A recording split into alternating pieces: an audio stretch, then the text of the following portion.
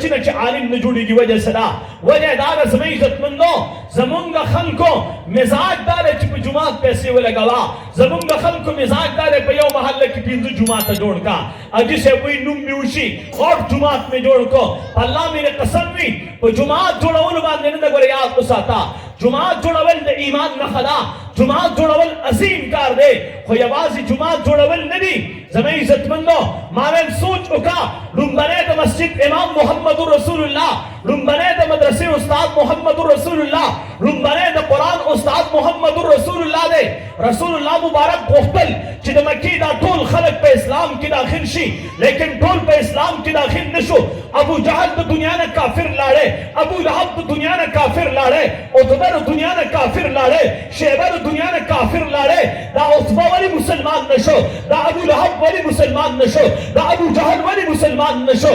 دوی د جومات بېعزتي کړې. په الله مې قسم وي ابو جهل د جومات بېعزتي نه ده کړې. ابو جهل جومات نه دی وران کړی. ابو جهل د خانه کعبه باندې پیسې لګولي، خانه کعبه یې جوړه کړې ده. ابو جهل د خانه کعبې په تعمیر کې پیسې لګولي دي. ابو جهل نبی علیه الصلاة والسلام د نبوت نه 15 کاله مخکې د خانه کعبې تعمیر شوی او د خانه کعبې تعمیر دا د مکې مشرکانو کړی دی. علماء کرام تشریف فرما دي د خانه کعبې تعمیر دا د مکې مشرکانو کړی. د مکې مشرکانو په خانه کعبه پیسې لګولې وې. ابو جهل پکې و، ابو لهب پکې و، عتبه پکې و، شیبه پکې و. او چې کله حجر اسود وخت رالی چې حجر اسود کېدو ټول قبیلې په دې مشتو ګریوان شوې. یو ویل دا اعزاز په موږ حاصلو، بل ویل دا اعزاز په موږ حاصلو، بل ویل دا اعزاز په موږ حاصلو.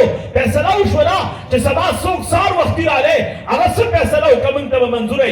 رسول الله مبارک سهار رالی چې ویې کتل ویل دا صادق او امین رالی چې څه فیصله یې وکړه موږ ته به منظوره.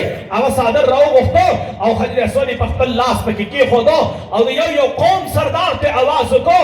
هغه څادر یې ورته دا ونیسئ، ټولو باندې څادر ونیو او هغه ځای ته یوړو په کوم ځای کې چې حجر اسود کېښودلو او بیا په خپل لاس مبارک باندې په دغه ځای کې کېښودو. ما غرض دا کو ابو جهل ستا او زما نه زیات بهتر جومات خانه کعبه باندې پیسې لګولې. د ابو جهل د جومات څه لګېدله، د خانه کعبې څه لګېدله، د بیت الله څه لګېدله.